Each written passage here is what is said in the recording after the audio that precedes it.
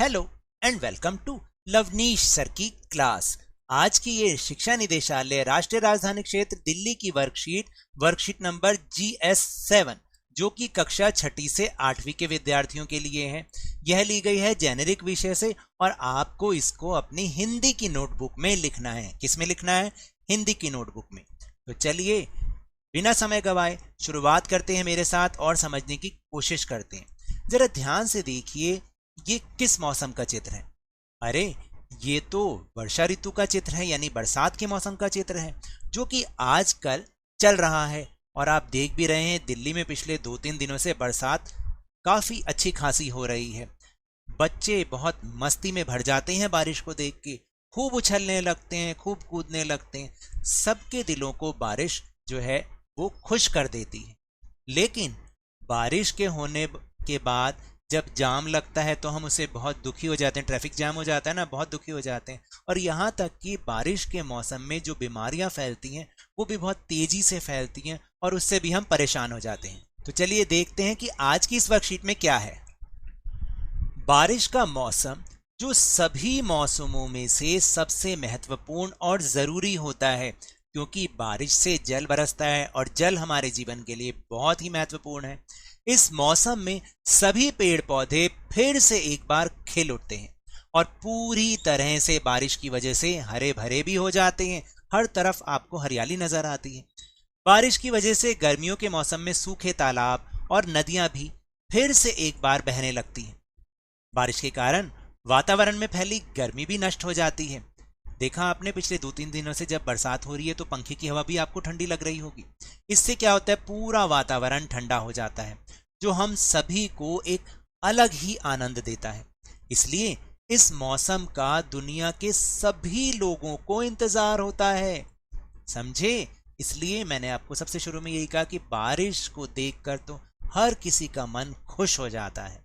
आपका होता है या नहीं होता? आप कैसी मस्ती करते हो ना बारिश में?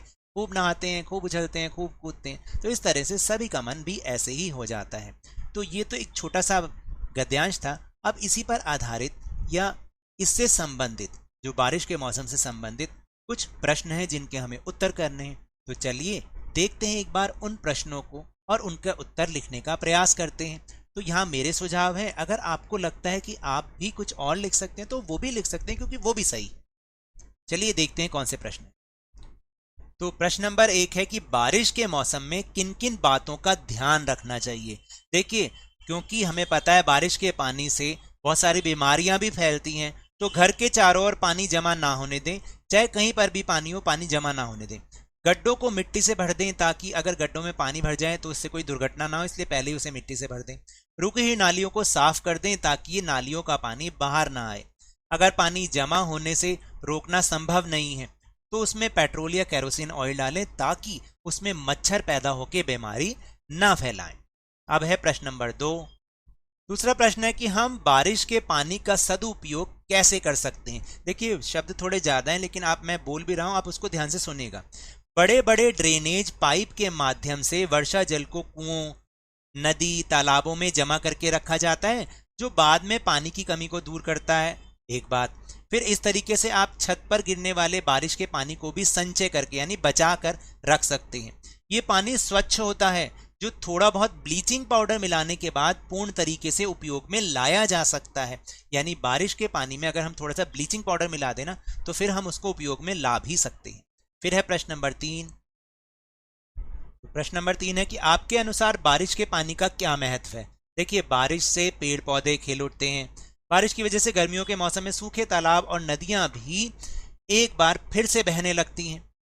बारिश के कारण वातावरण में फैली गर्मी नष्ट हो जाती है, जिससे पूरा वातावरण क्या हो जाता है, ठंडा हो जाता है।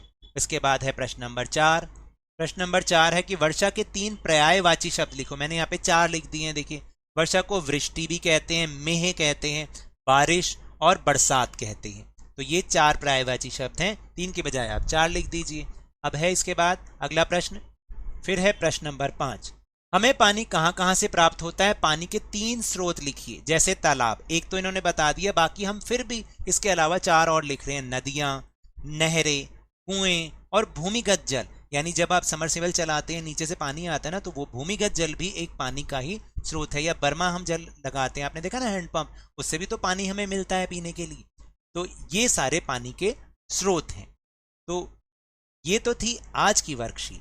अगर मेरे इस तरह समझाने से अब आपको समझ में आने लगा है तो इस चैनल और वीडियो को खूब लाइक दीजिए। देखिए आप इसको व्यू तो कर रहे हैं, आप इसको देख तो रहे हैं, लेकिन लाइक का बटन नहीं दबा रहे, तो जल्दी से लाइक का बटन दबाएं, शेयर करें, सब्सक्राइब करें, और जल्दी से जल्दी अपने इस चैनल लवनीश सर की क्लास के सब्सक्राइबर्स को 50 के या उससे भी ज़्यादा पहुंचा दीजिए। और हमारा टेलीग्राम ऐप पर चैनल बना है लवनीश सर की क्लास, जिसका लिंक आपको डिस्क्रिप्शन बॉक्स में मिलेगा। उसको ज्वाइन करके इस वीडियो का लिंक और इसके साथ साथ दूसरी और इंपॉर्टेंट वीडियो का लिंक भी आप वहां पर आपको मिलेगा, आपको कहीं ढूंढने की जरूरत नहीं पड़ेगी। लेकिन याद रखिएगा, घर से बाहर निकलते समय मास्क अवश्य लगाना है, और जब भी आपकी बारी आए कोरोना का टीकाकरण जरूर करवाएं, क्योंकि कोरोना को हराना है और जिंदगी को एक बार फिर से सुहाना बनाना है। और उसके बाद अब स्कूल भी जाना है। इसी उम्मीद के साथ बहुत बहुत धन्यवाद।